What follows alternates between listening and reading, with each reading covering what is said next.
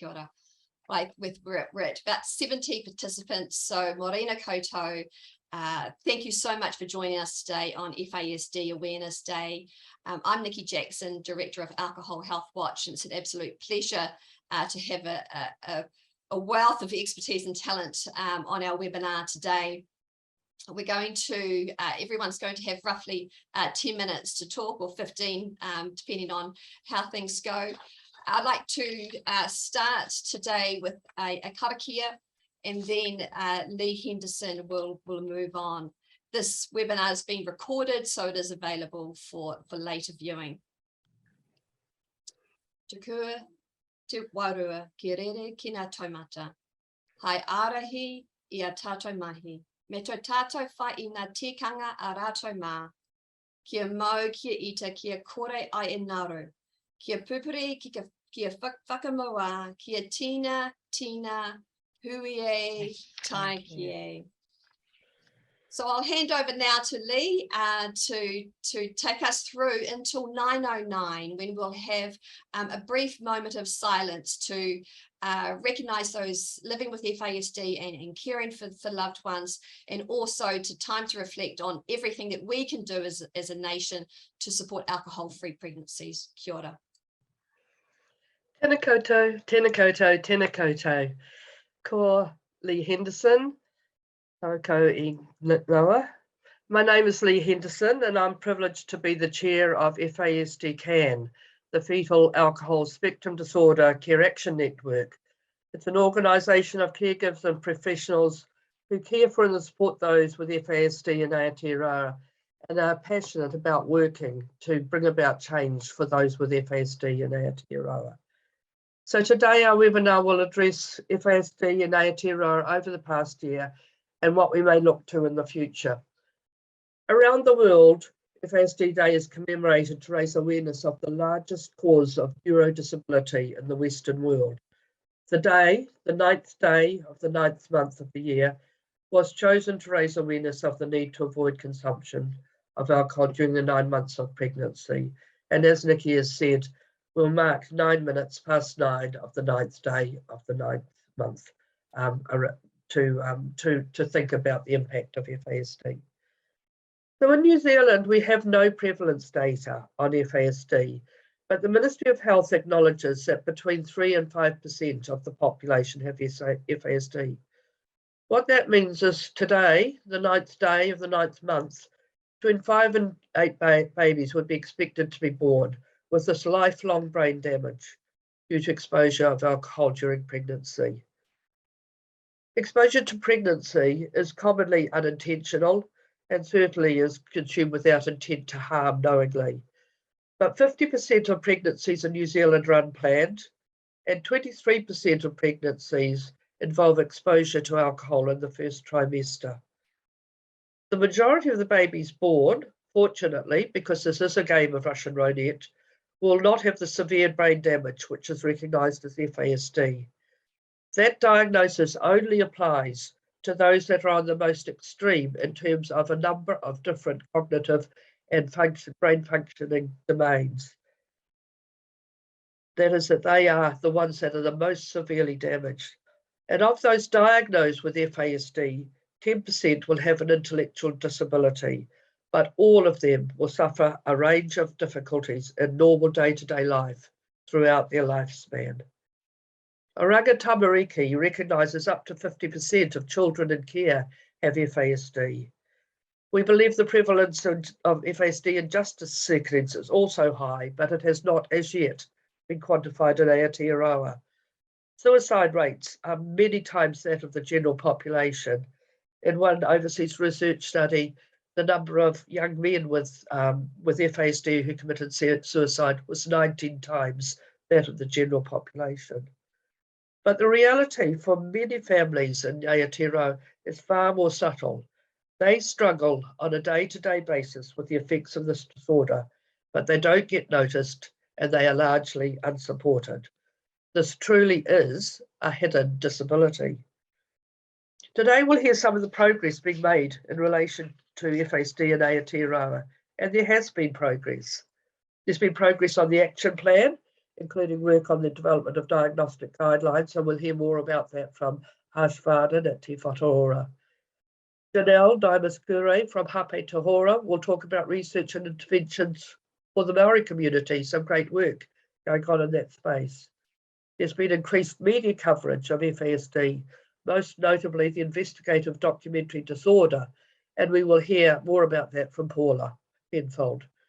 We'll also hear about research being conducted by Professor Anita Gibbs on interventions for FASD, and from Tania Henderson on the Hapū Mama project and community outreach work.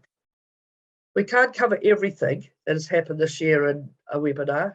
It's heartening that there is so much happening, but I just wanted to mention a few other developments. Joanna Chu and Jessica McCormick have conducted several research projects at the University of Auckland and identified levels of awareness and understanding of FASD in different professions. Around the country, there has been training sessions for different workforce groups. We recognise that workplace development is one of the great needs to support those with FASD. And notably within the justice sector, there's been increased training. From the lived experience, some of our members report a better understanding of FASD when they encounter professionals, particularly in interactions with police and the justice system. We believe awareness is slowly growing. 15 seconds. And last year, we were delighted to hear the appointment of Paula Tesorero as CEO of the new Ministry for Disabled People. Paula understands FASD, and she recognises the need for greater support for those with this disability. We are hopeful of change under her leadership. Okay. We'll stop now for 1 minute silence.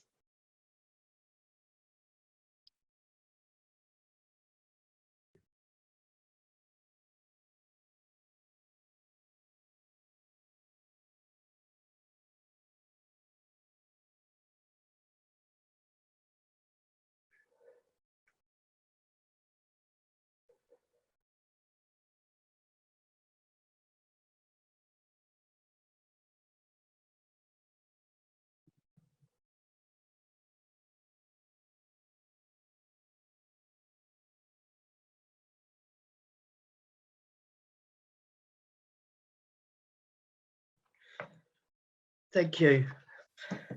So for FASD, in terms of progress, funding we received from the Ministry of Health and Oranga Tamariki has spurred significant organisational growth, which has enabled us to provide more extensive caregiver support, albeit we are still heavily reliant on passionate and committed volunteers. But just to list a few of our successes, we launched a new website, which we believe will become the go-to place for information on FASD in Aotearoa. We produced a caregiver handbook, a comprehensive resource for people in New Zealand, which has been received by many as life-changing in terms of the information provided, all in one place instead of trolling the internet. We've produced a range of webinars on FASD, including behaviour, education, justice, interventions, and those are all available on our websites as Aotearoa's resources.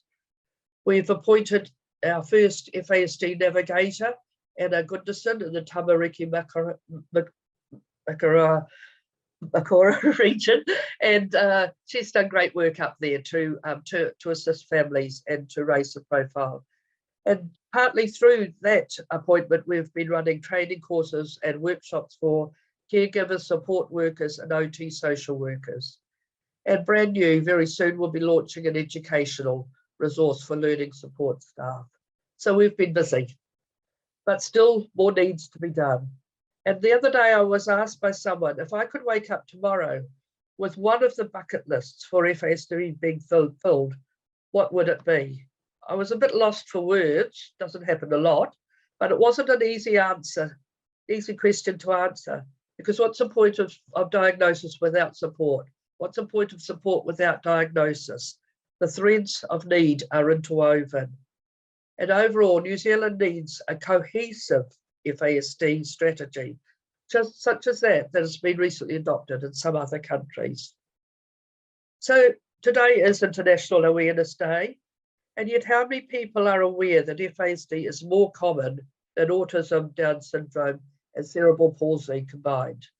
Yet it's still largely unrecognised and unsupported. So why the inertia? Is the problem too big? Too costly? Does society not care about these people? Do those in positions of power not realise the size and severity and impact of the issue? Is it because of the stigma associated with it? If we want change, we need to understand the resistance to change. That is our challenge. So the full potential of the 8 children born in New Zealand today has been stolen from them by exposure to alcohol before they were born. And for the estimated 27,000 to 45,000 children under the age of 15 with the FASD and young adults and adults with the FASD living in Aotearoa, what do we need to enable them to live their best lives? Some of the other speakers will address this, but as a shopping list, a bucket list, we need access to diagnosis, we need disability support, we need caregiver support and support for organisational sustainability, workforce development, access to learning support and accommodation within education settings, societal acceptance and societal awareness.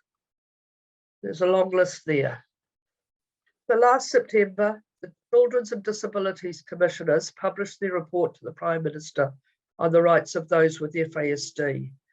The Health Minister, the Honourable Mr Little, responded at the time that the government was going as fast as it can on reforms and recognised there was a problem for FASD. Have we seen significant policy changes since that time? I think not. 2 weeks ago, New Zealand's performance against the United Nations Convention on the Rights of Disabled People were presented to a review panel in Geneva. A supplementary report on FASD was included to that review panel. Will this be the event that will bring about change? We wait and see. And in March this year, the Waitangi Tribunal heard a claim against the Crown for the damage caused by alcohol, including FASD. 2 days discussing FASD. This provided an airing of the many issues related to the diagnosis and support of those with FASD in Aotearoa. So I end by asking, is anyone listening? Let's see what the answer is in 12 months' time. Thank you. Kia ora. Thank you, Leigh. And I encourage everybody to go onto the FASD-CAN website. It is absolutely brilliant. And get a copy of the handbook. It's they're gone from strength to strength to strength, and it's been absolutely wonderful watching this. Next, we're going to hear from Janell, Dymus-Kurei. Janell is of Tu Whakatohea descent, the beautiful Eastern Bay of Plenty. She's a Chief Operating Officer at Hāpai Hauora, that's New Zealand's largest Māori public health organisation. And she's a strong advocate for the needs of whānau, hapū and iwi, while still allowing for self-determination of their lives and future. She has both a public health and a law background. So we recognise, Janell, that you are about to go and host a wānanga on the diagnostic guidelines. So we're really thrilled to be able to have you here this morning. Thank you. Ngā mihi, Nicki. And I just want to say I'm in the most precarious position right now. I'm at the waharua, which if you don't know what a marae is, it's the place before you enter into a marae. And I think it's just so fitting for today's webinar, because I feel like that's kind of where we're sitting when it comes to FASD and Aotearoa. We're at the waharua, we're kind of waiting at the doorway, waiting for the strategy to welcome us into what would be better awareness, better outcomes for whānau, and just a better system for Aotearoa New Zealand. So super happy to be here today, despite the issue that we faced in this space. I'm just going to share my slide, if that's okay. Give me a couple of seconds to do that.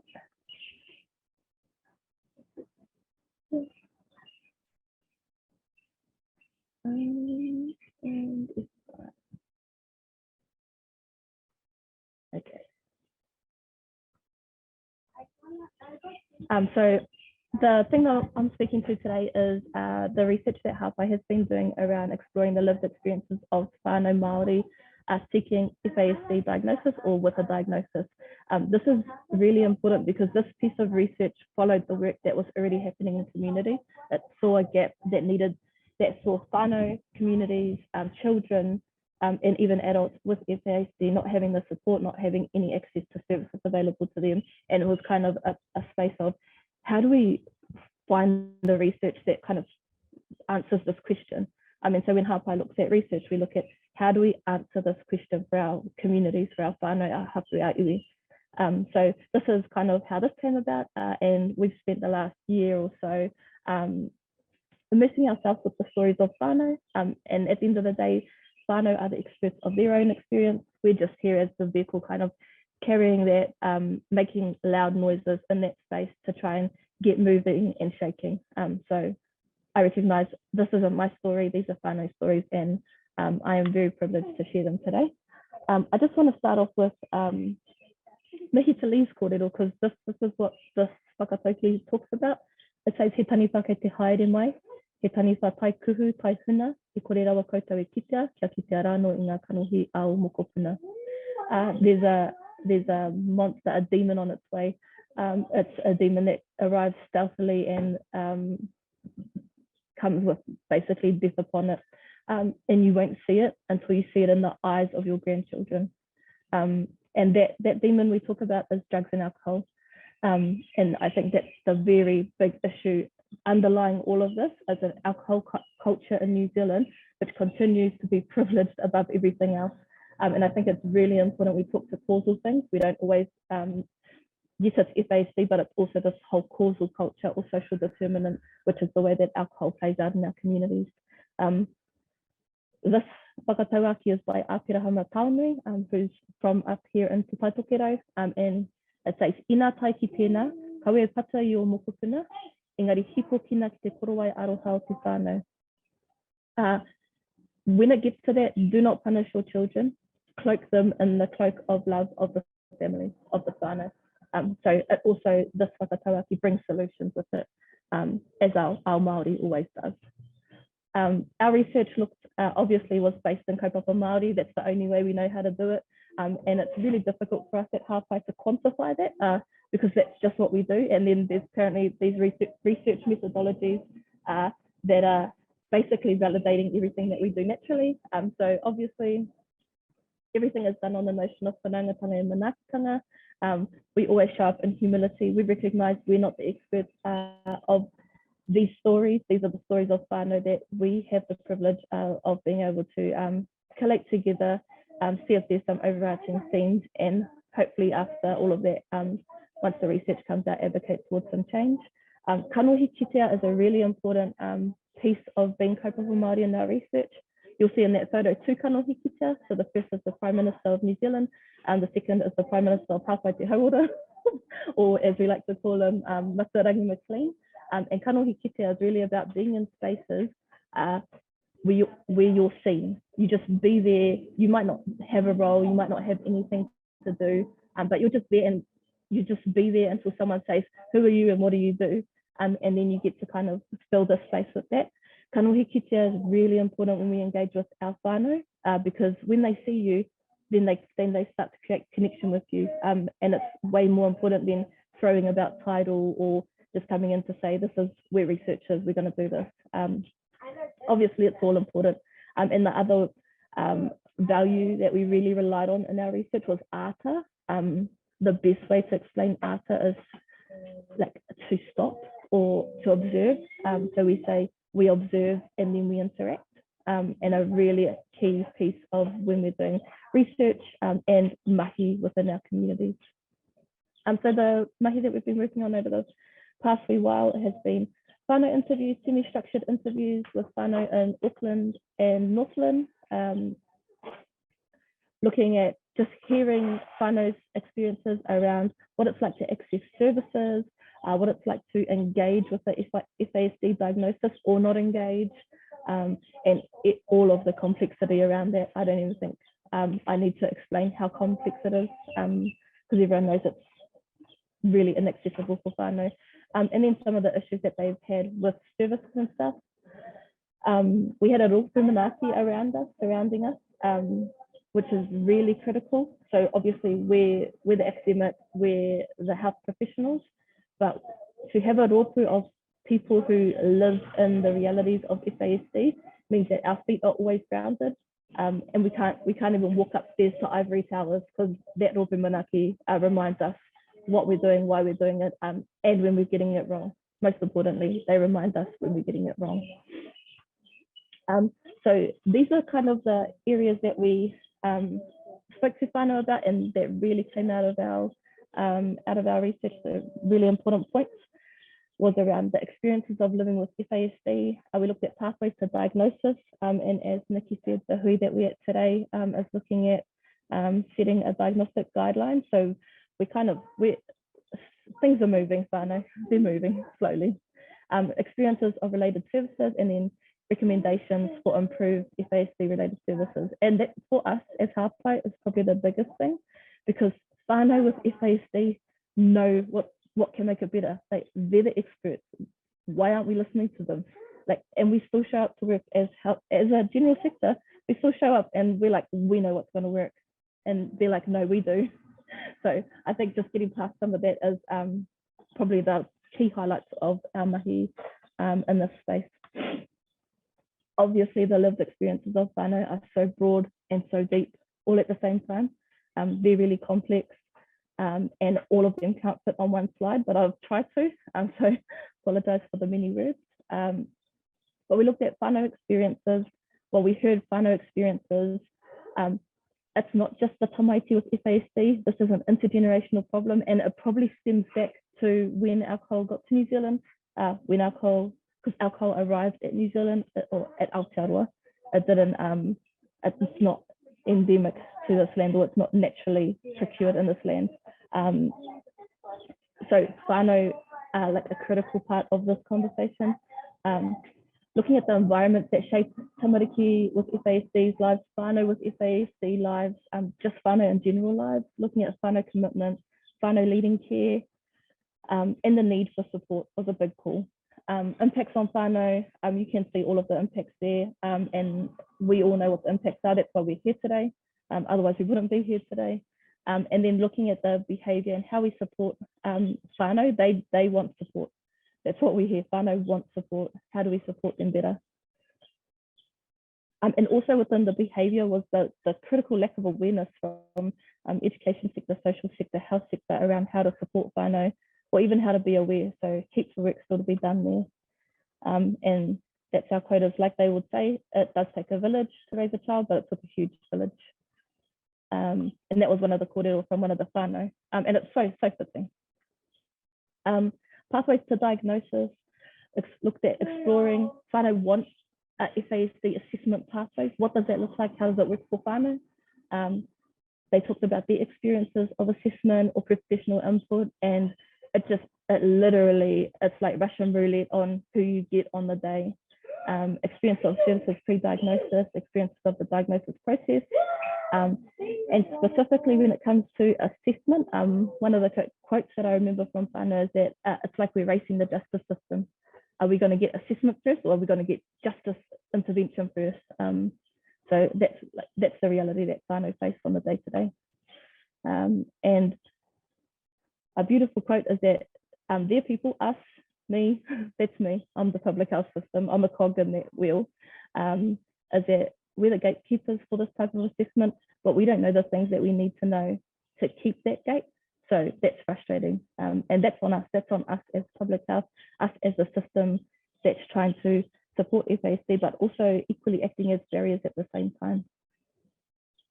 Looking at experiences of services, communications between oranga tamariki and the whānau are really difficult when you end up in an FGC, a family group conference, or you end up engaged with oranga tamariki. Those communications always seems like they come to a head, and it's always punishment offered before support. Experiences of education services, the same, punishment offered before support, and this comes ultimately back to a lack of understanding of FASD. No matter what the professional was, it was difficult for whānau to get support and understanding. And yeah, the kōrero that we also heard from whānau is that the most competent in FASD is the legal space, because they're looking for solutions. Like when you're in a space where you're faced with the justice system, the only thing you can be looking for at that point is solutions. And I just find it really comical that the legal profession, which is kind of, you know, the most immoral space of society, is the most aware when it comes to FASD, according to Whānau. And then experiences of services external to FASD or in combination with FASD also came out as being difficult to connect, difficult to just engage with in general and overall. These were their solutions for improving services. We want specialised services, we want system level change.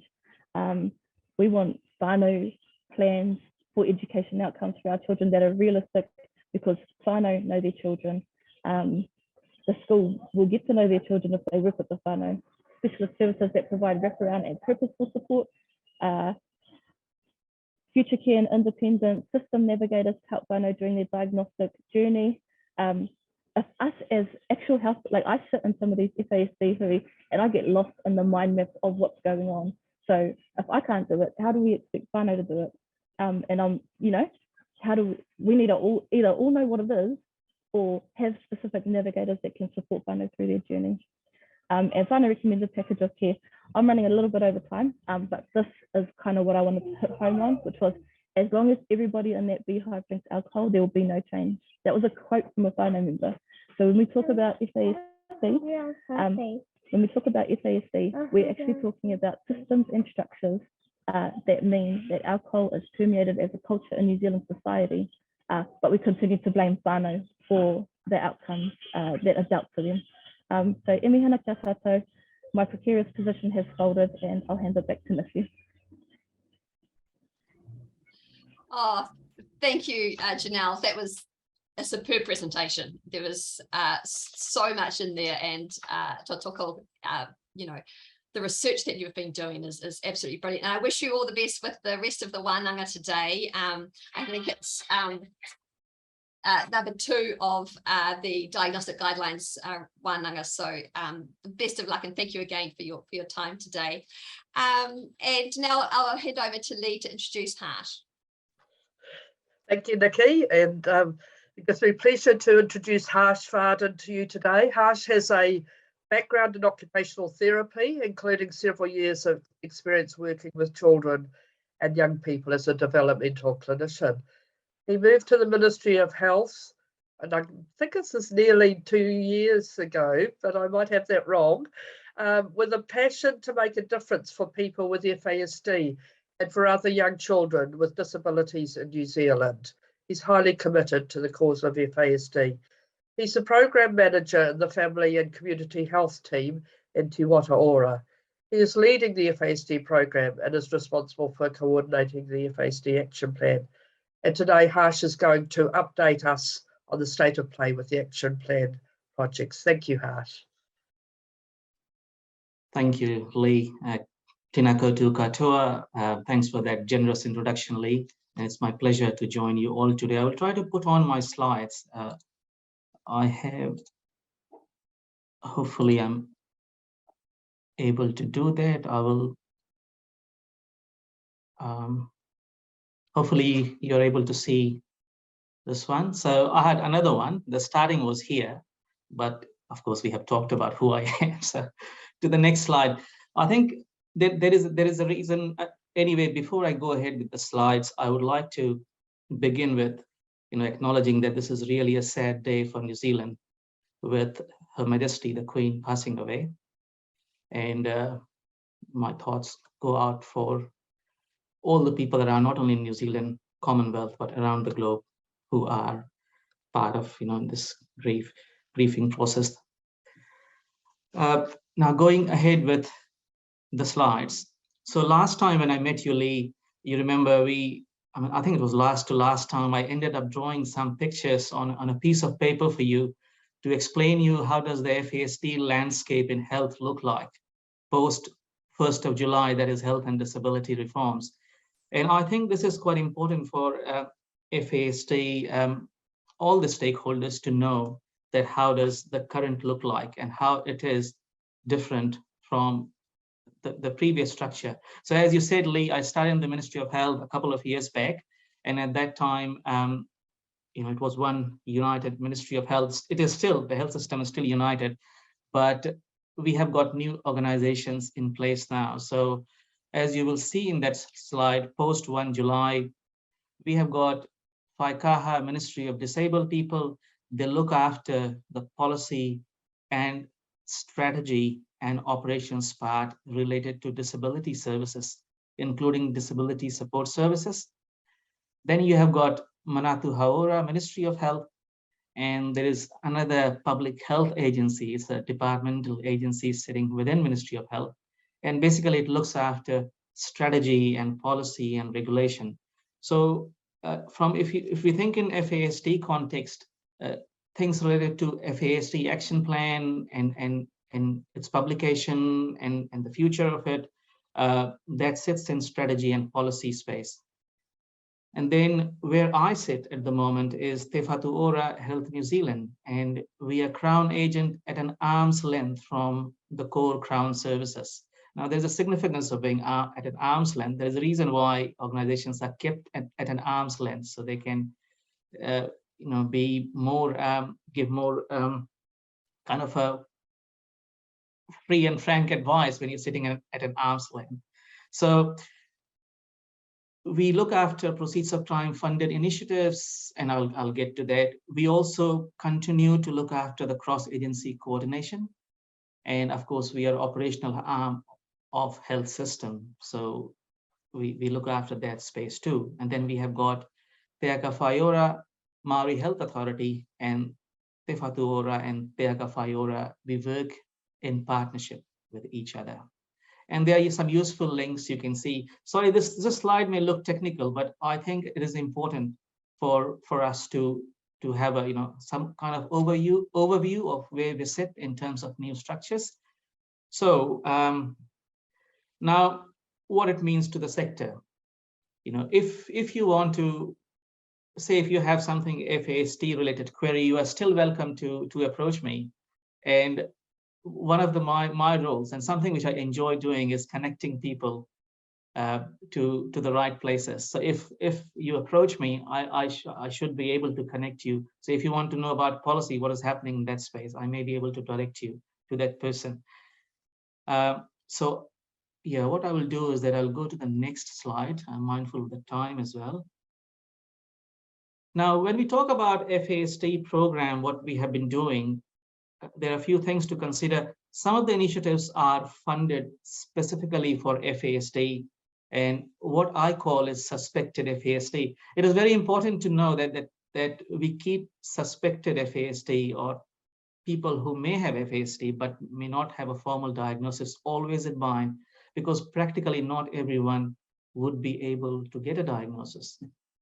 So whenever we do any initiative, or we support an initiative, we always remember those group of people who may not have a formal diagnosis, but still the need is there. Now, the second kind of actions is universal initiatives in the wider space, and not just health, but in other agencies. So our team keeps an eye on what's happening in the wider space. For example, if they're doing something in Well Child Tamara Kiora space, or before school health services space, or before school check, or in mental health. So we keep an eye on them, and our cross-agency coordination team would talk to each other, and they would say, hey, what about FASD? And so that is something, again, an important piece of work we do as part of FASD program. And if you want to get some overview of what is happening in the wider space, you can follow this link at the bottom, and that would give you some ideas of how things have developed over the past few years. Third action, which I think is, again, one of the most important, is connecting people, sharing success story, and giving visibility. So, one of the more challenges of my role is to not just support the initiatives which we are funding, but also to drip feed my colleagues about FASD and what FASD is. When I say drip feeding, we look forward, we look for opportunities when we can talk about success stories with all the stakeholders, and especially when it comes to our colleagues in working in government agencies about what FASD is. For example, recently we invited someone from Pottery Trust, and they're doing some excellent work in Bay of Plenty region, and it's around early intervention for children with FASD, and it's based on Kopapa Maori approaches. So we look for those success stories and we share and try to give visibility. And some other things which happen in the background, which, it's often those things do not come in public. For example, a briefing for a minister or a memo comes across me, and I would be, so where is FASD in there? And why can't FASD be there? So when I say visibility, I'm not, in a subtle way, I'm trying to say advocacy, but when you're in this part of the world, we do it in a different way. It may look slightly different from how, well, I have an advocacy background, but as I'm saying, we do it in a different way in this part. Now, FASD initiatives, Janell already talked about the guidelines, and this is something we funded.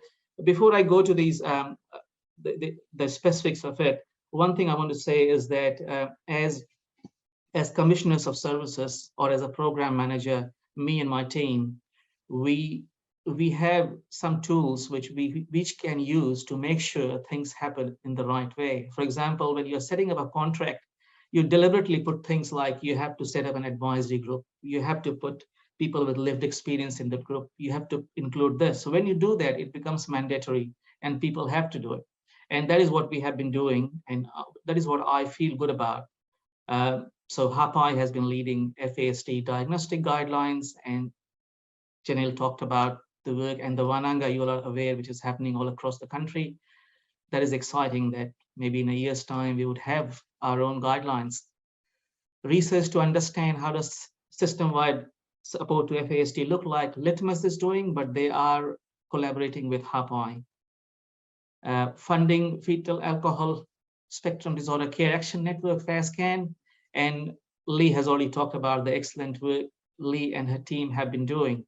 And I feel specifically very proud of the work FASD-CAN has done in the last couple of years. It's inspiring, and it's inspiring it's a lesson for all of us, including government agencies, that if you want to do things, you can just make it happen. The research to estimate, now when I say prevalence, this is not FASD prevalence, it is basically prevalence of finding those children who might need further assessment for neurodisability and FASD. So we commissioned this research, and it is, I have got a draft report sitting with me, and it is waiting for publication. So you might be able to see that in the next few months. We piloted alert program, phase 1 and phase 2 school-wide pilot, and the reports are again waiting to be published. Both the phases are complete. Te Ara Whakamana is a Kopapa Maori-based intervention pilot, which is happening in Christchurch in a youth justice residence, and this is really exciting. They have started, well, I guess they have done co-design now, and they are starting with implementation of it. They have already trained the local sites.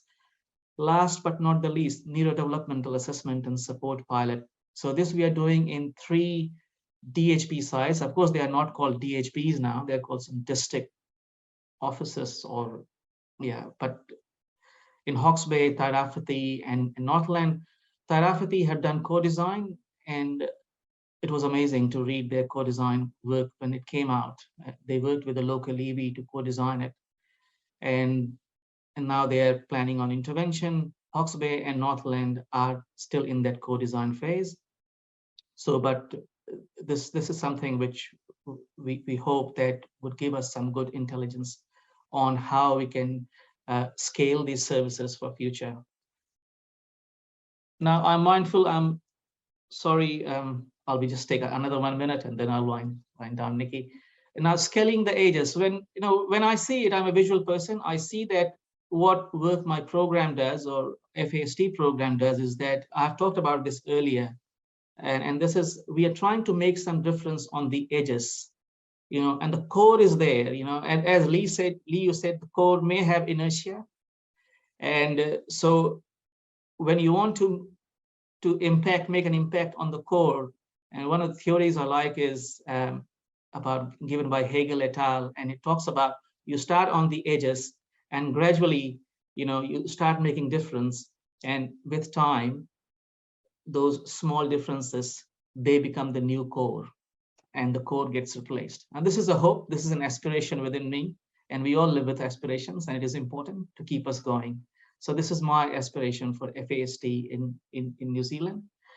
One last word is, what I would like to say is that when I see myself, as you said, Leigh, I'm an occupational therapist, we have to keep the choices open for families and whānau. So there are lots of debates around should FASD diagnosis, is it needed, is it not needed, and all that. And we may have different philosophies, but as a clinician, even as a parent, I have got two young boys. And that choice should always be there, whether I want a diagnosis or not. Let the whānau decide whether they want it or they do not want it. If you take the choice away, there is a problem. So always keep that choice open. And there where I'll stop. Thank you very much.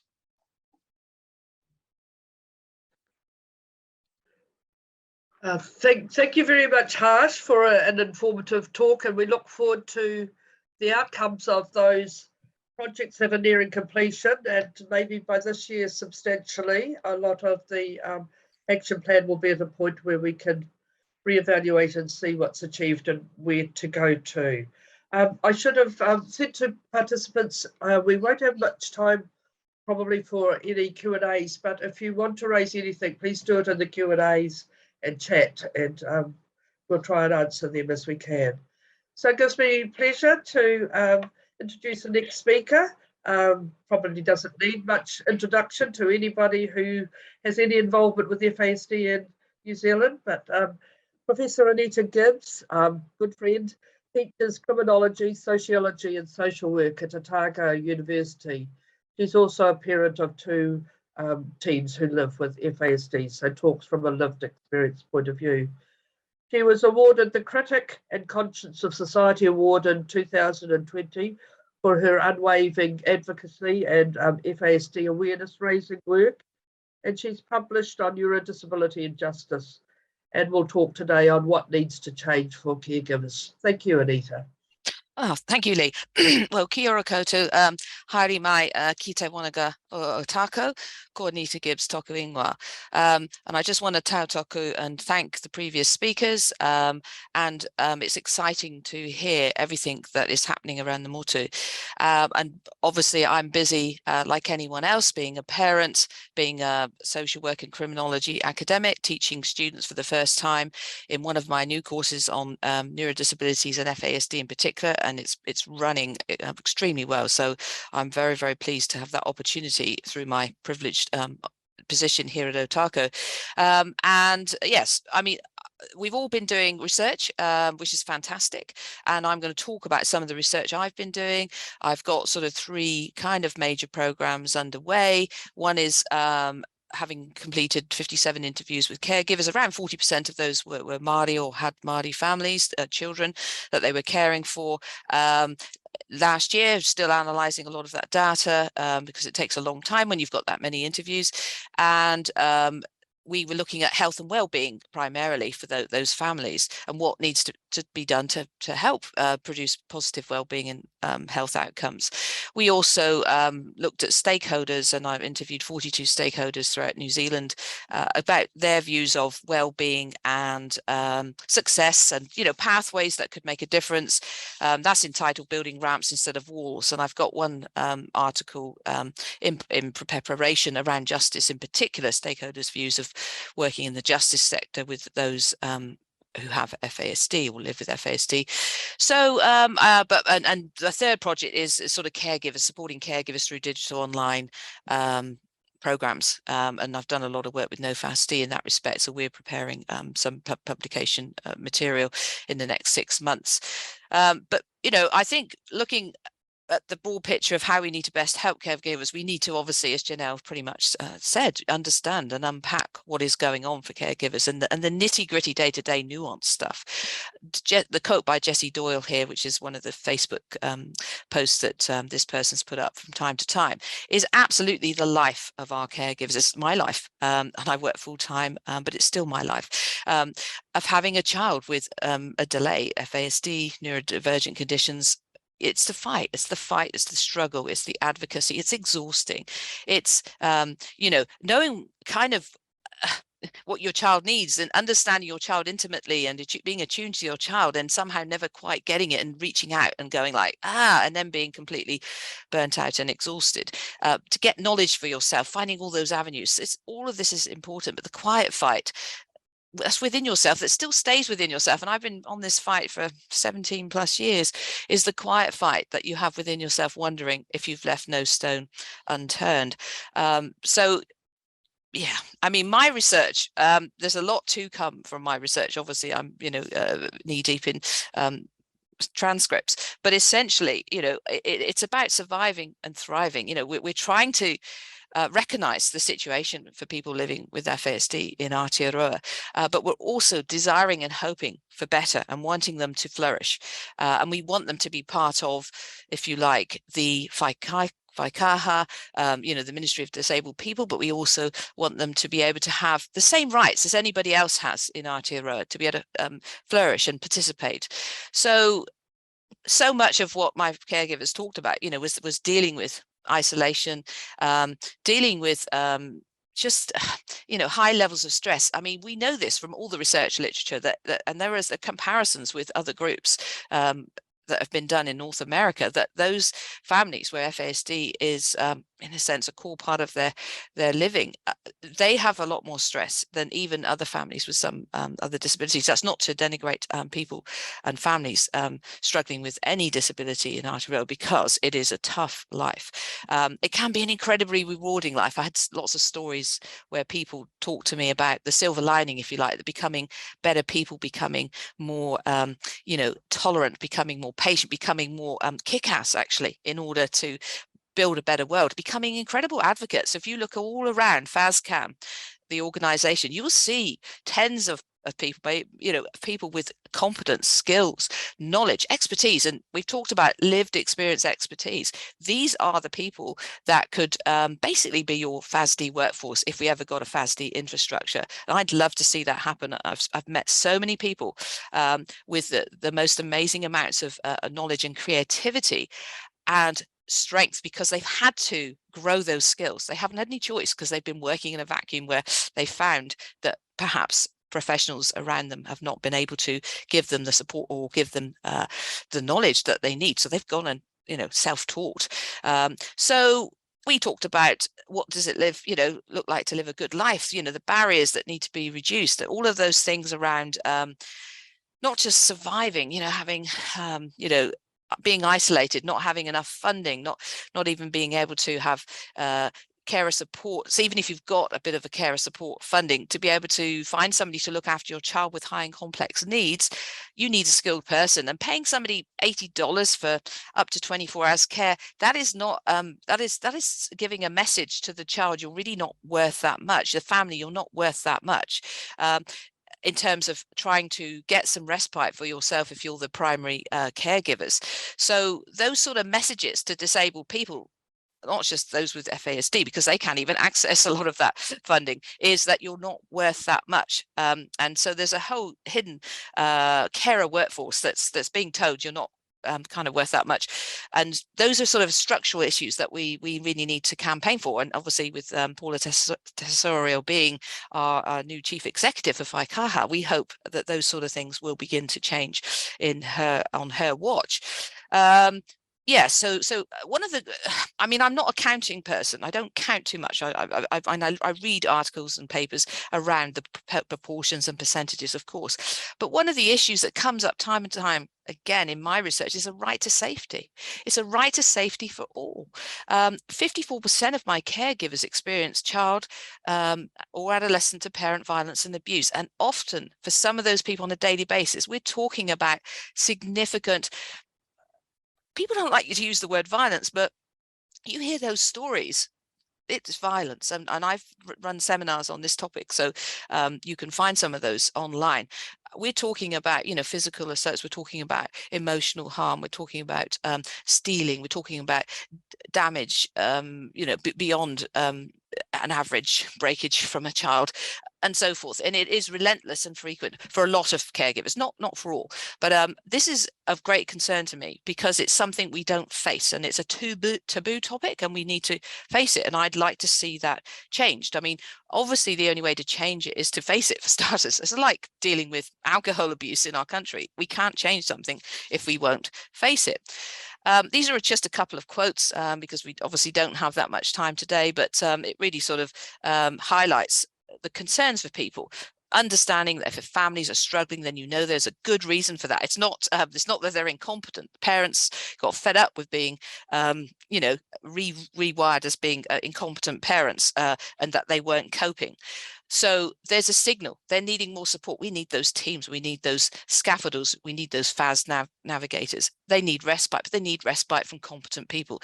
They need home help. They need people just coming alongside them. They need crisis services. You know, when most of the kind of violence and aggression is happening, that's usually not when they can phone mental health or otherwise. And a lot of parents don't want to phone the police because, as Janell said, they don't want to hook into justice to get the assessments and diagnosis because they know the justice pathway is never a good pathway. Ultimately, there's fantastic people working in justice, so not to decry that, but that pathway is not an appropriate pathway for a child with FASD or a young person with FASD or even an adult with FASD. So what do they need? They need, you know, consistent, reliable support. They need people to understand that these children are challenging on a daily basis, and they need people to understand their own neurotypicality, if you like, their own ableism, because so often professionals won't even visit a family in the home and spend time actually understanding the atmosphere of a home. They expect families to come to an office or to, you know, they won't actually get a sense of what it's like to live with these children. And caregivers say, you need to be in my shoes, and you can only be in my shoes if you actually hang with me in my territory where a lot of the stress is happening, and also understand what's happening in schools and in other contexts for the children. But people's wish, learn about FASD. Yeah, really learn. Don't just do a 1 hour FASD 101 online. Do that. That's a great introduction, but go deeper, much, much deeper. It's too significant an issue in terms of its percentages and proportions in Aotearoa to just do 1 hour. I'm sorry. We need, you know, that's why I'm running my course now, because I want to train professionals and others to be competent, capable professionals who really, really get it and understand it. A lot of my course uses the lived experience model alongside other models of disability, social model, neurodiversity paradigm, and so on. But I really hammer home, in a sense, the lived experience so that the people doing my courses actually truly understand, you know, how stressful and challenging it is. So learn about FASD, understand it's a physical disability, understand the brain, truly understand the brain. You know, there are easy ways to understand the brain and its challenges and what that looks like in practice, which is why I'm an advocate for people to get assessment and diagnosis, because they will get feedback on the full functioning capacity of their child and children, so that they can then target specific areas of the brain to intervene and support, whether that's through speech language therapy or through occupational therapy or through overarching social work, advocacy and support, and other types of interventions. This quote is very beautiful in the sense that, you know, no amount of shouting at a kid in a wheelchair at the bottom of a ramp is going to get them up that ramp. If the ramp gets taken away, you know, at the end of the day, we are not accommodating, and we need to accommodate. And we can only do that by actually allowing those with FASD to be part of the disability services support criteria. That is such, we'll say that every year until that changes, you know, families will. We've got to put, you know, and change systemic stuff, and we've got to put the focus on the supports. So we've talked about access to navigators and specialists. We've got the beautiful example of Anita Gibbs in Auckland, who's doing a fabuloso job, and she's just set up with colleagues the digital online pilots for you know, getting these peer-to-peer support groups going, and it's going so well. And so those will roll. They just need more you know, funding to make that happen, as we have seen successfully in Australia. we need to see communities of practice. So that's where we get the Alberta-like FASD strategy plan. We need to see that for us, reviving our own action plan, but make it a strategic plan that basically sets up regional opportunities, regional funding, perhaps regional, access for different people in all the different parts of Aotearoa to access projects, because there's a lot of fantastic work going on, but it's spread out and it's uneven, and it's in some areas get a lot more funding than others. We obviously want to see all areas of Aotearoa get supported and strategically supported in this area. We don't need to talk any more about the sort of peer caregiver support opportunities, other than yes, we've got some, but we need funding to make the infrastructure happen across the regions too, which would be part of a communities of practice. All fantastic examples from Alberta available to us. Can only go back. We've got to support, it's a small group of people who come into the care and justice systems, but we've got to support stable placements for those. There's some feedback processes happening for Oranga Tamariki. They're going to have disability, obviously support advisory groups, but they're also looking at residential care and how to change that up. There'll be opportunities for people to contribute to those things. I guess really just sort of thinking about my slides and knowing that time is rushing on, it's about well-being. What does it look like? We want it to happen. We're seeing little pockets of well-being happen. We're seeing little examples, but we want to be able to have good stories to tell people each year we come back on FASD Day. It is, people being accepted for who they are, they're being tolerated, their quirkiness, being understood, having the chance to fully participate in all aspects of life, not just some, and stop settling for less, being fully supported and scaffolded. It means they need to be included by others who can include, those that have the power to include. It means a person with FASD being able to realize all the potential that they've always had, recognizing that we are partly trying to prevent people being born with FASD, but understanding in our society, look, we'll always have people being born with FASD, and we have to actually acknowledge it's not an accident. It's an accident to them, which is why ACC should fund it too, but it's actually something they were born with. It's a lifelong disability. They didn't choose that disability. We need to be there for them. Being appreciated as neurodivergent, as quirky, as different, appreciated, not judged, not stigmatized, not refused services. Someone who with FASD who has well-being is allowed to live their life in the way they want to. We have to find out what that looks like. We're not there yet in any shape, form or size. We're pockets of there for some children. We're not there for the entire 5% population that we think may live with FASD. So we need to build those mechanisms, accommodate, build those ramps so that person and their whānau flourishes, and so that we're all learning. And I've grown because I learn primarily from those who teach me who are neurodivergent and live with FASD, not from any other source. So ka kite, I better stop there, knowing the time is flying by. Thank you. And thank you, Anita, for such a passionate and insightful talk, as always, covering such a vast area of lived experience, research, and the training and the things that are happening and what needs to happen. Our next speaker today is, we're delighted to have Paula Penfold speak with us. Anita, I think somebody needs to take the screen away. Thanks. Okay. Paula is a highly honoured and well-recognised journalist working within the investigative unit at the Stuff Circuit. And over the past few years, she's been responsible for breaking and highlighting some major stories associated with FASD. Initially with the investigation of Te Whatu Ora and the miscarriage of justice. Then more recently, a couple of years back, I guess, the highly touching documentary, Emma, of the personal voyage of a young adoptee with FASD. And then this year, the hard-hitting documentary, Disordered. We are delighted to have her join us today to speak on FASD and the media, the battle to be heard. Thank you, Paula. Nā mihi Leigh, tēnā koutou katoa. I ngā rangatira tēnā koe ko Paula Penfold tōku ingoa ko kai reporter aho I Puna. As Leigh said, I'm an investigative journalist at Stuff Circuit, which is a small team, a video-led investigative team at Stuff, and we're privileged because we, through the funding of New Zealand On Air, get time to explore in some depth issues that we find interesting and important. And for some reason, I keep on coming back to this one, FASD. As Leigh said, it started with the case of Te Ora. And when we began looking at it, we didn't know that it was an FASD story. All we knew was that it looked likely to be a significant miscarriage of justice. And one of the first things that we decided to do was to fight the police for the release of the interview tapes. As you know, Te Ora was held in police cells and interview rooms for 5 days without a lawyer. The police wouldn't release those tapes to us. So we went to the Ombudsman and fought. And the Ombudsman came down on our side. And still the police wouldn't release those tapes to us, but somebody else who we were working with did think it was important enough, and with that Ombudsman's ruling on our side, felt confident to give them to us.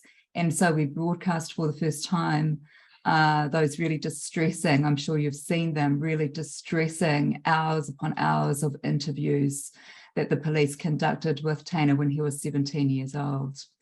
And I'd like to pay at this point my acknowledgements and respect to all of you who work in this field for the incredible mahi that you do, the unrelenting work that you do, because it is so, so important.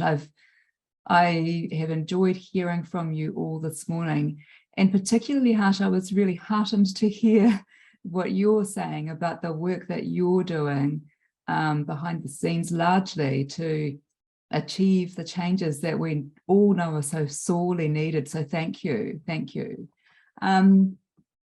And the reason I break there to acknowledge your mahi is because it was during the process of the Te Ora investigation that we met Dr. Valerie McGinn. As you'll all know Valerie, her incredible work through this field for years and years, neuropsychologist. And I think that was the breakthrough moment in Tana's case, the release of those tapes, because Valerie saw them broadcast, not in our story, but in a wonderful documentary on Māori television.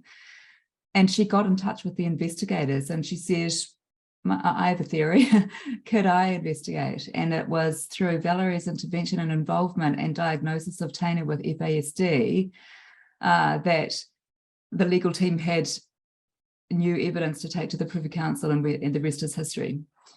So acknowledgements to Valerie for your work. And I'd also like to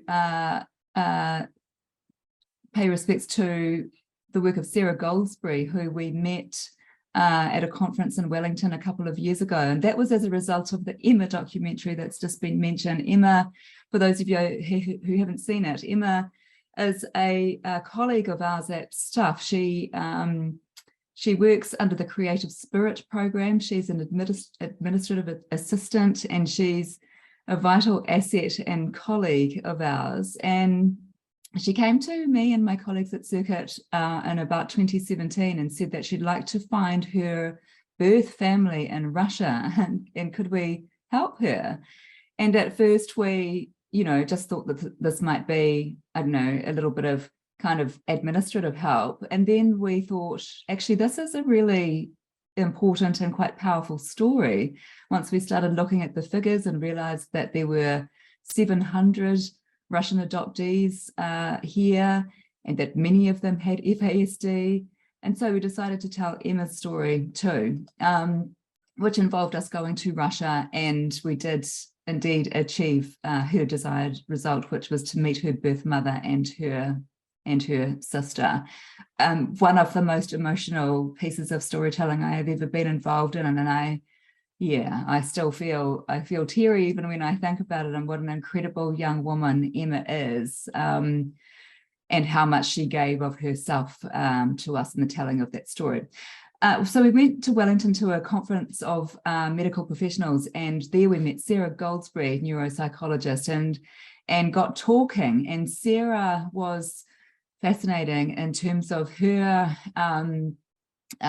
bringing us up to speed with the fact that the issues really were huge and remained. And so we reconnected with Dr. Valerie McGinn, and started talking about whether we at Stuff Circuit had a role to play again in terms of exposing some of the ongoing problems that are experienced by people with FASD and their whānau. And it led to a documentary that we launched in March this year called Disordered.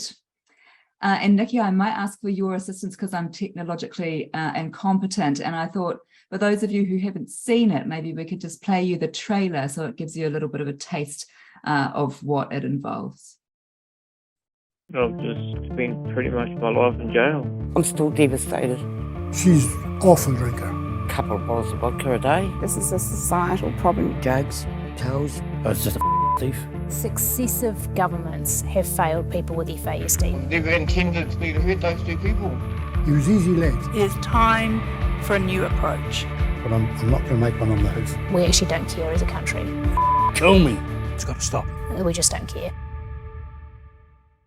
We decided that we would like to tell the story of what's happening in terms of these issues through personal cases, because there's a lot of, you can read all the documents, and we did, of course, but we wanted to meet people who could tell their own personal stories. And so we were introduced to several people whose stories we decided that we wanted to tell. And it ended up being a gentleman by the name of Thomas Morrison, who became the central focus of Disordered. But when we started researching, Thomas was in prison, and then the COVID lockdowns hit and we hadn't met Thomas. We were about to go to Hauora to interview him upon his release when we got a phone call to say that Thomas had died, and he was only 42 years old. And those who knew him and had worked and fought on Thomas's behalf predicted an outcome like this, because Thomas had never, in spite of the recommendations through the courts, in spite of all the incredible work done on his behalf, he had never had the help that he needed. He had never received disability support services. He got out of prison and he was in the care of his 92-year-old grandfather yet again, and he couldn't cope. And so the indications are that he died of an accidental overdose. What do you do then when you want to tell a story about somebody who's going to be the central focus of your documentary and they're no longer there for you to speak to?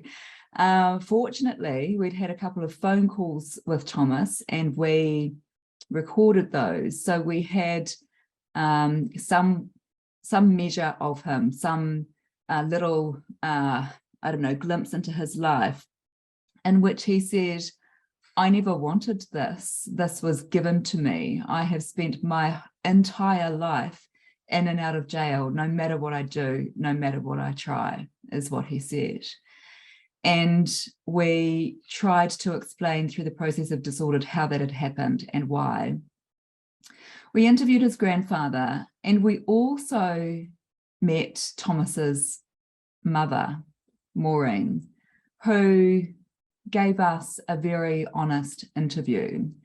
Should we try, Nicki, to play that clip? I'm not sure why the last one didn't work, but let's see if we can get a little clip from Maureen, Thomas's mother, to play.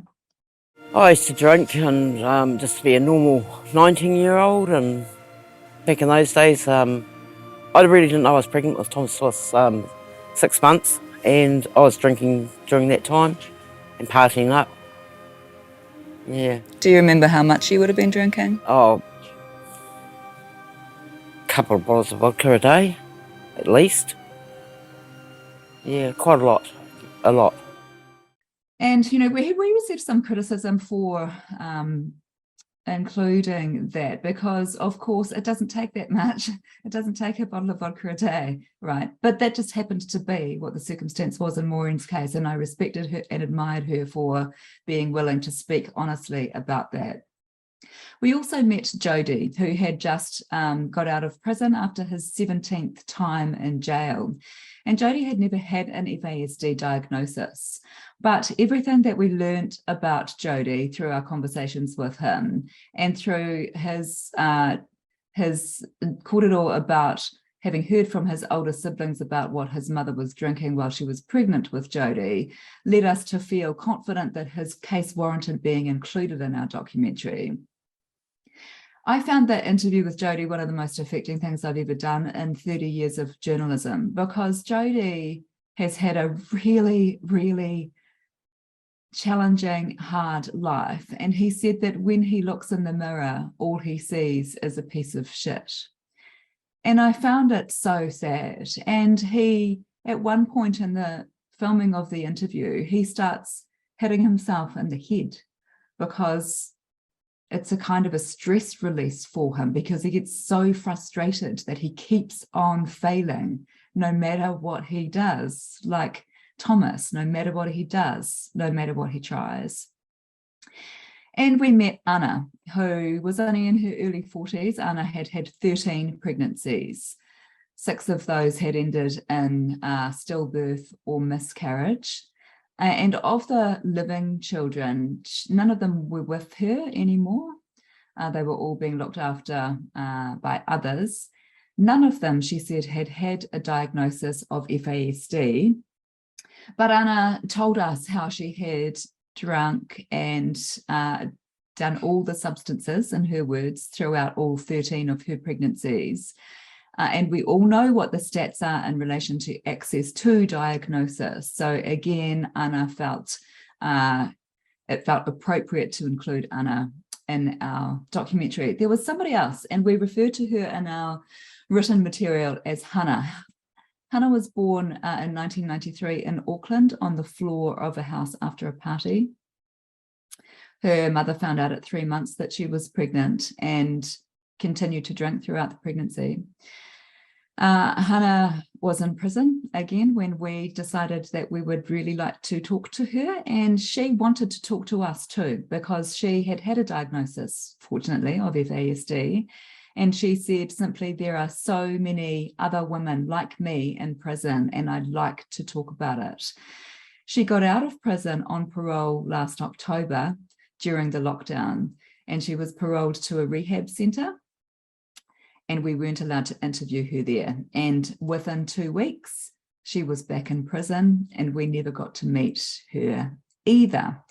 So this tells you a little bit of what it's like to try to be the journalist from the other side of the equation that you're talking about, trying to tell these stories. It's actually really difficult.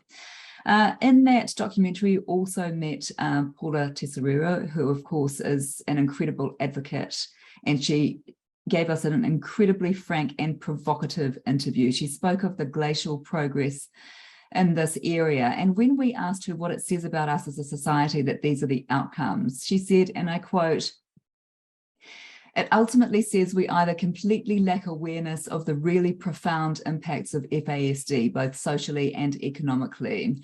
At worst, it says we actually don't care as a country. We don't care about the harm that's caused to the individual and family. We just don't care," she said, which I thought was a brave thing to say, and maybe intentionally provocative, as I say, frank. And I applaud her for saying what she says and her ongoing work.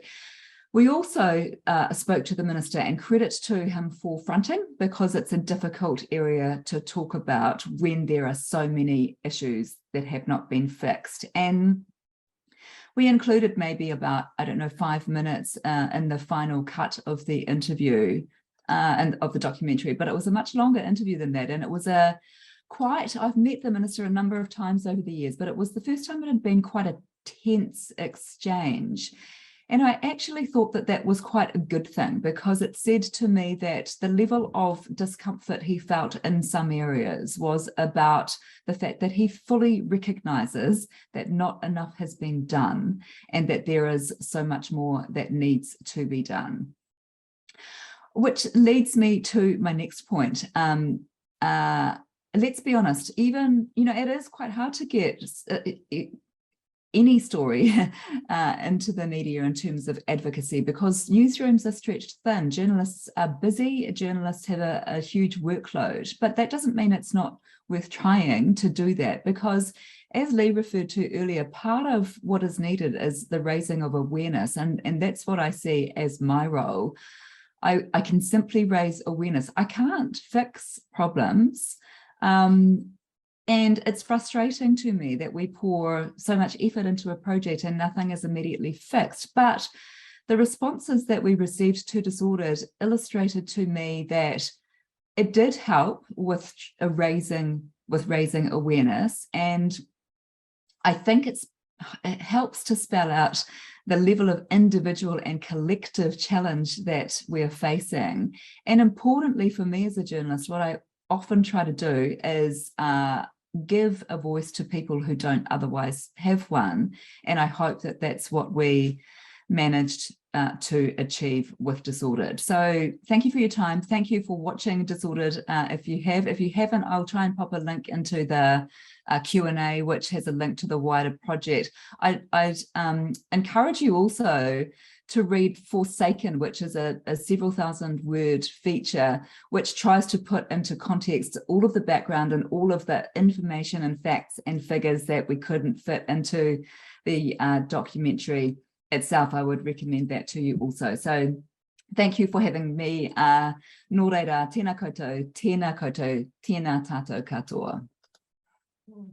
Kia ora. And one of those things that you practice videos twice, doing a practice session for this webinar, and then on the day they're not working. So my sincere apologies. The Disordered documentary, the link is available there in the Q&A. Please do watch it over and over again. It's absolutely brilliant, and thank you, Paula, for your time. And now I have to do another video, and Tania Henderson, who is also up north at the moment, running the wānanga for the Diagnostic Guidelines Workshop, has pre-recorded a video for us. Tania is Ngāti Rua Waipu, Ngāti Pokai, Ngāti Porou. She's got over 20 years experience working with whānau, walking alongside them in their journey back to wellness. She works as an adult educator, a whānau therapist, or a mediator, a Whānau Ora navigator, and now Mātauranga FASD educator and whānau support. She's passionate about raising awareness and understanding of how alcohol and the normalisation of alcohol not just impacts the individual, but the wider whānau. And she's going to talk, she's got about a 5-minute video talking briefly about the work that she says that she feels blessed to do, that she's a part of raising awareness of FASD, understanding and informed practice training in community whānau groups and frontline professionals. So this has given her the opportunity to start to develop a support network for whānau and individuals, either with an FASD diagnosis or FASD suspected, and networks of supporting caregivers and others who are supporting those with FASD. So thank you for the chat that I have to be off mute for the volume to be heard. I wasn't aware of that learning experience. So let's try to load Tania's.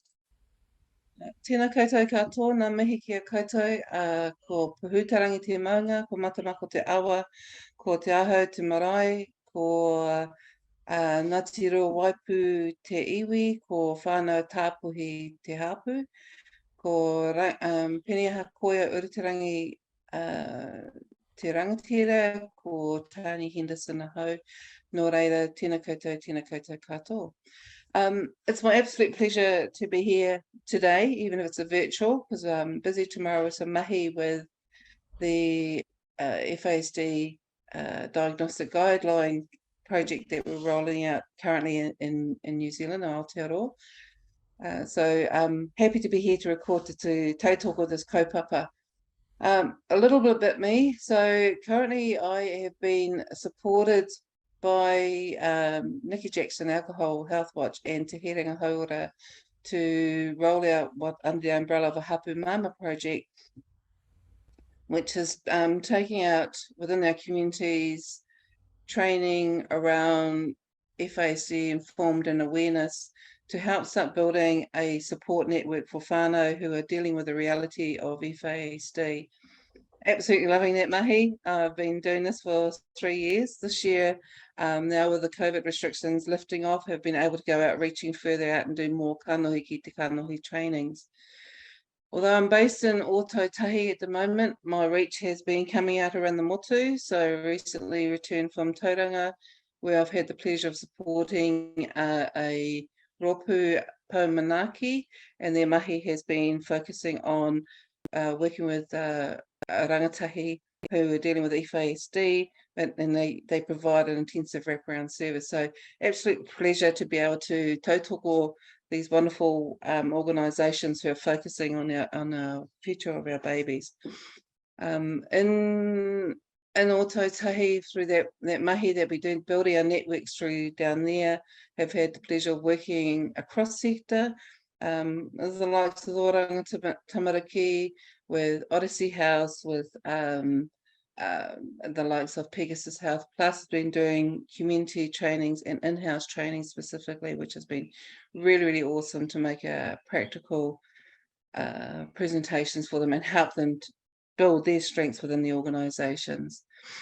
The other project I'm involved in has, as I mentioned before, has been the development of the New Zealand FASD diagnostic guidelines. So working alongside of Sarah Goldsberry, Andy Crawford and Joe Van Wyck, and that project has run under the umbrella of Hāpai Te Hauora.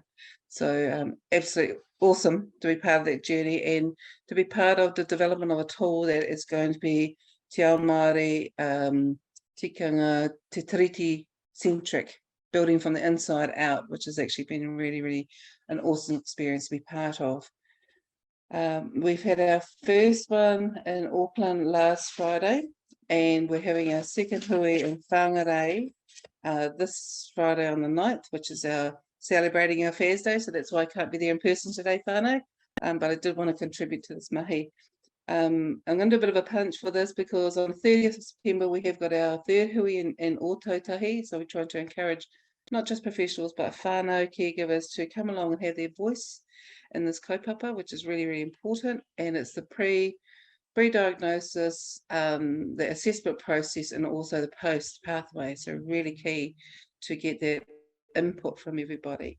And the last one is it's looking to be quite a big hui. It's on the 28th of October, and it's going to be held in Palmerston North. So again, there is some good stuff coming up in our country.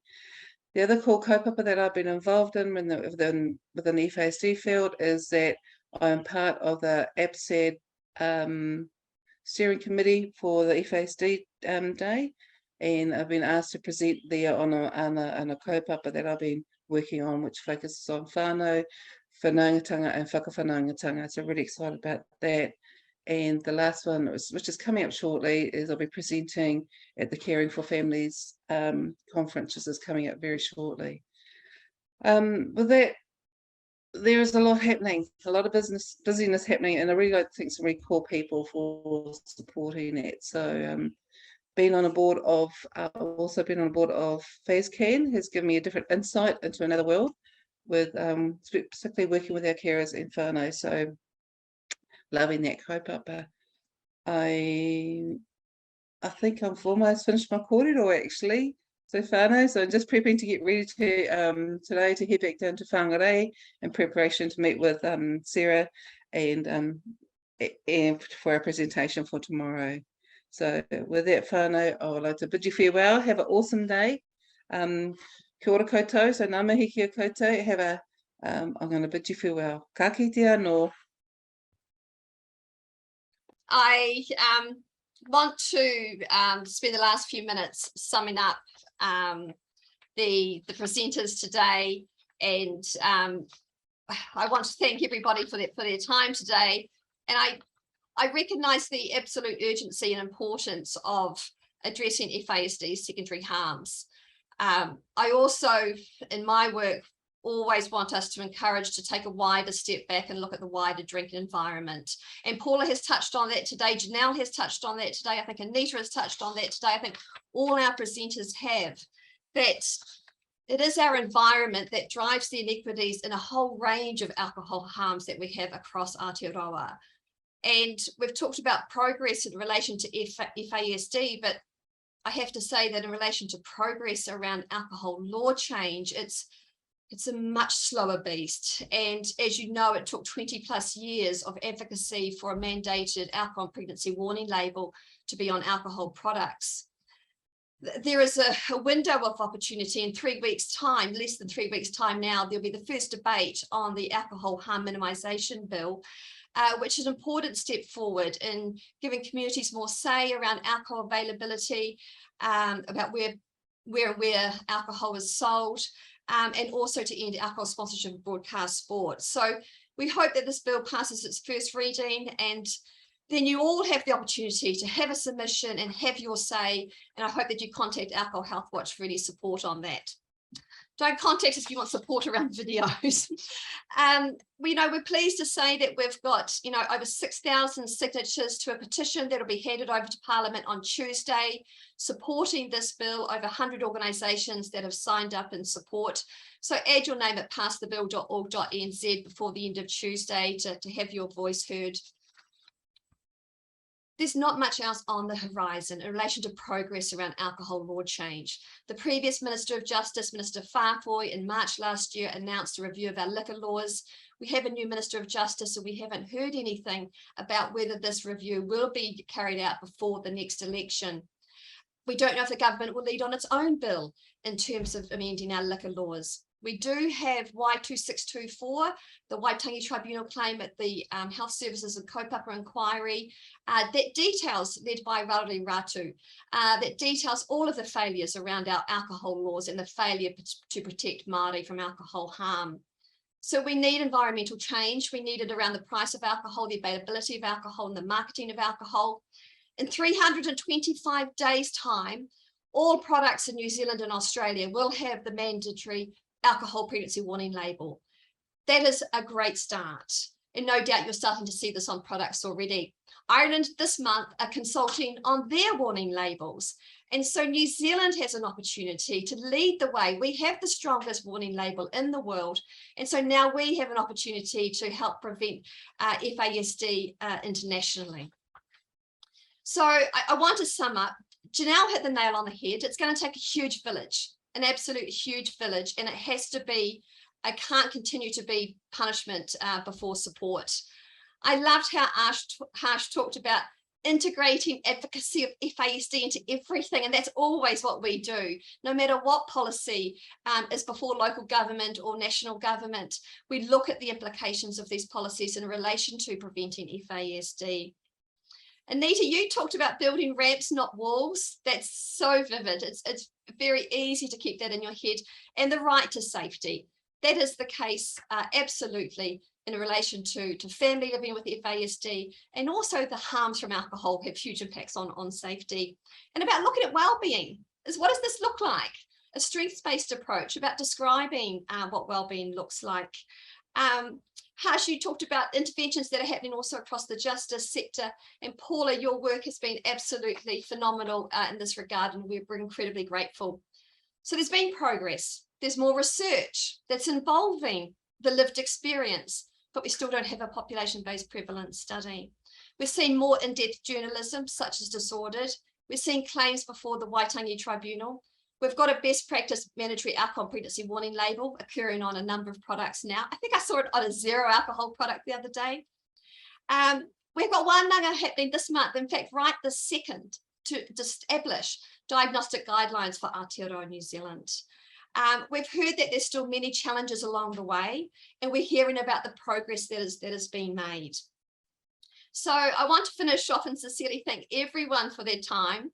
And I also want to acknowledge the dedication in this area that Paula has spoken very well to. I want to shout out to those who've given their efforts across their entire career to prevent FASD and reduce its secondary harms.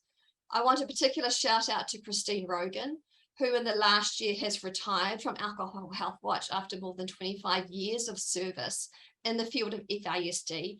And as many say, has helped to put FASD on the map in Aotearoa, New Zealand. And for those of us that are following in her footsteps, are standing on the shoulders of giants. So I want to thank you all for attending today. And I want you to continue your FASD discussions throughout the FASD Awareness Month this September. And I will finish off with a karakia, and I will wish you all the very best for the rest of the day and for your weekend. Kia whakiria te tapu, kia wātea ai te ara, kia ture ki whakataha ai, kia ture ki whakataha ai, homie, huie, taikie. And we'll endeavour to put the slides together in the recording for you in due course. So thank you very much and enjoy your day. Kia ora.